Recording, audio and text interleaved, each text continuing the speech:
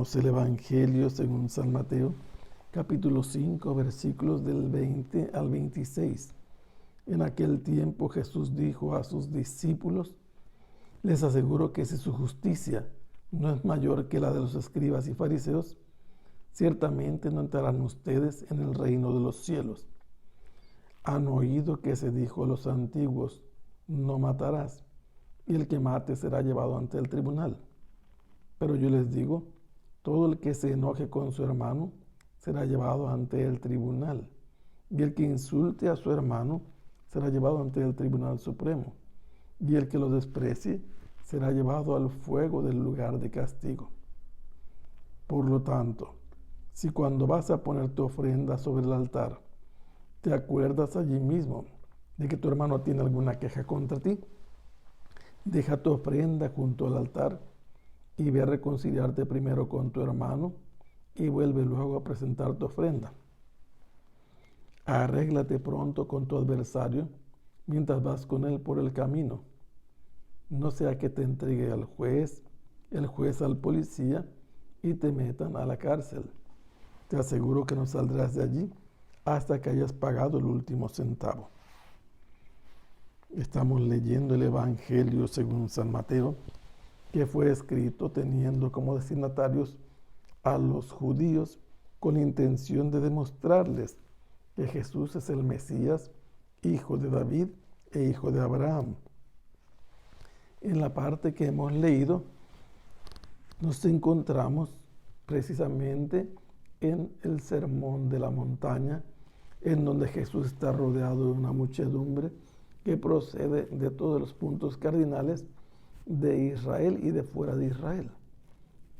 Lo mismo de la Decápolis que del otro lado del Jordán.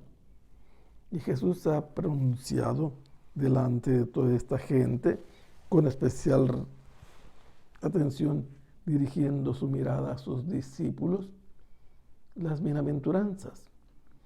Y después de las bienaventuranzas, Jesús les ha dicho que ellos son la luz del mundo y la sal de la tierra. Los ha invitado a cumplir con su función de iluminar, de salar, de ser un punto de referencia, como una ciudad construida en lo alto de un monte. Y después les aclara, para que no haya confusiones, que Él de ninguna manera ha venido a abolir la ley. Él viene a promover la ley para que tenga pleno cumplimiento. Y en este sentido, la interpretación es interesante, considerar a Jesús como el Mesías que viene a dar la correcta interpretación a la ley. Y Jesús les dice a los que lo están escuchando, a toda esa muchedumbre y a los discípulos, les aseguro que si su justicia no es mayor que la de los escribas y los fariseos, ciertamente no entrarán ustedes en el reino de los cielos. Tenemos primero que entender qué es la justicia para los judíos. Y en el texto del Evangelio de San Mateo, un poco antes, se ha usado esa palabra.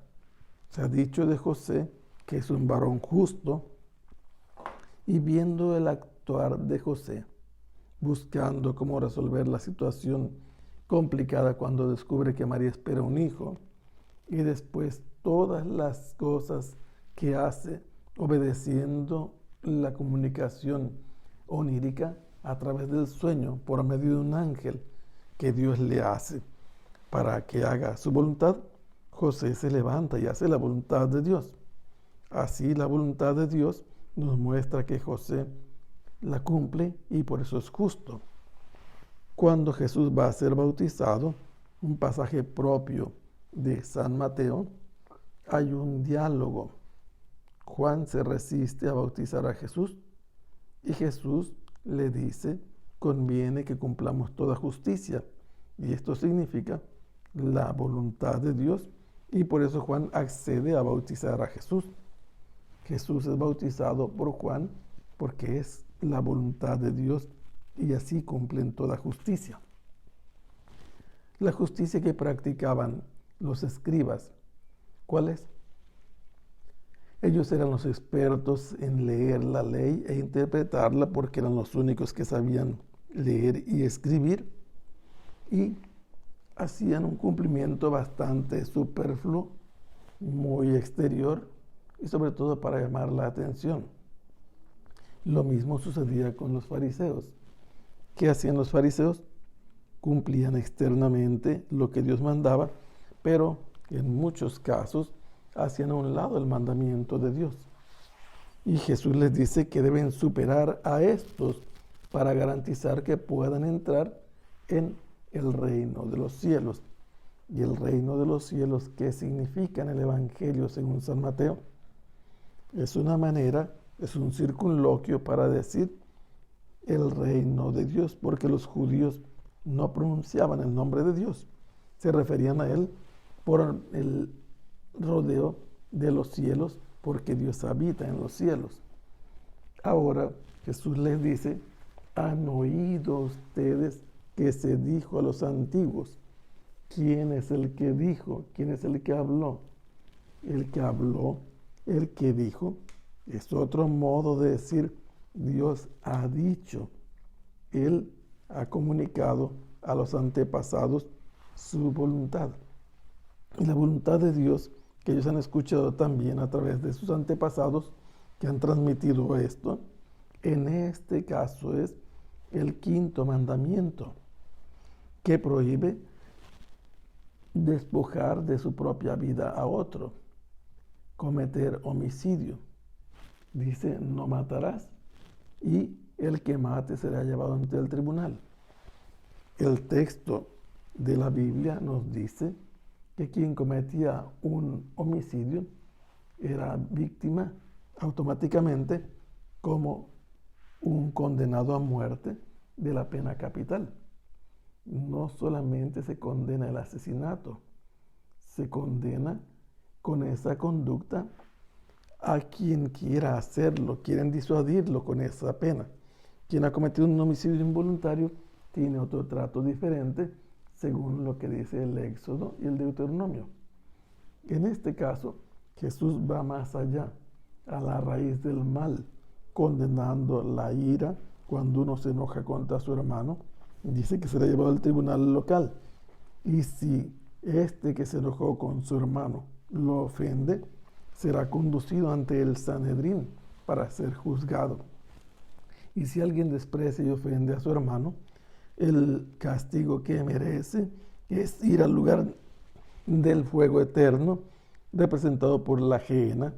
La Gehenna es el valle de Hinnom, que se encontraba al sur de Jerusalén, donde antes se hacían los sacrificios a Moloc, donde quemaban a los niños como sacrificios, y había sido profanado por el rey Josías, convirtiéndolo en un basurero donde ardía constantemente el fuego, quemando toda la basura, y así se hizo la imagen y figura para hablar del castigo eterno, donde el fuego no se apaga.